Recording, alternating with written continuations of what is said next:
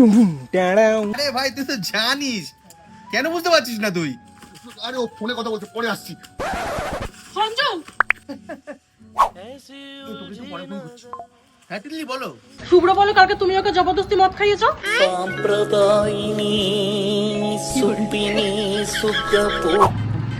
হ্যাঁ আমি নিয়ে গেছিলাম।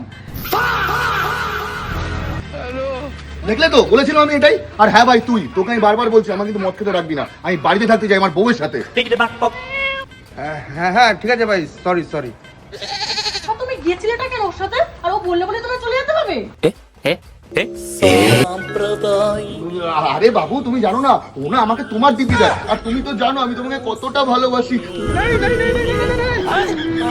হ্যাঁ হ্যাঁ হ্যাঁ আমি তোমার দিব্যি দিয়েছিলাম। अच्छा তাহলে তুই আর সঞ্জু তুমি কেন এরকম করো? আর শুনলাম তুমি নাকি ওর থেকে 5,000 টাকা নিয়েছো। আরে আসলে 5,000 টাকা শর্ট পড়ে গেছিল তো সেই জন্য নিয়েছিলাম। ठीक है হ্যাঁ ওই 5,000 টাকাটাকে দিয়েছিল জানিস, ওই আমাকে দিয়েছিল। কত কিছু করে বলতো, সারাদিন বাসন মাজে, কাপড় কাচে, সেলাই করে, কত কাটনি করে বাজারে।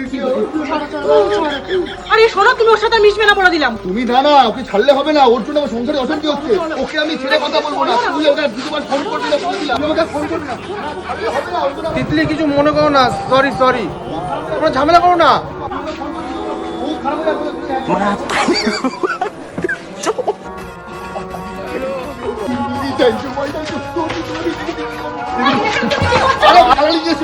ফোন করে দেবে, চলো চলো, তুই আমাকে দুবার ফোন করি, ও খারাপ ফোন করি না। কেমন হলো ভিডিওটা? কেমন হলো কি করবে? বল বিয়ারিং কেটে গেছে কোমরে, নোটটা বেঁকে যাচ্ছে। একটা ডায়লগ কি করবো, সোজা হয়ে যাবে। মাদার ইন্ডিয়া তুমি সত্যি। সরি।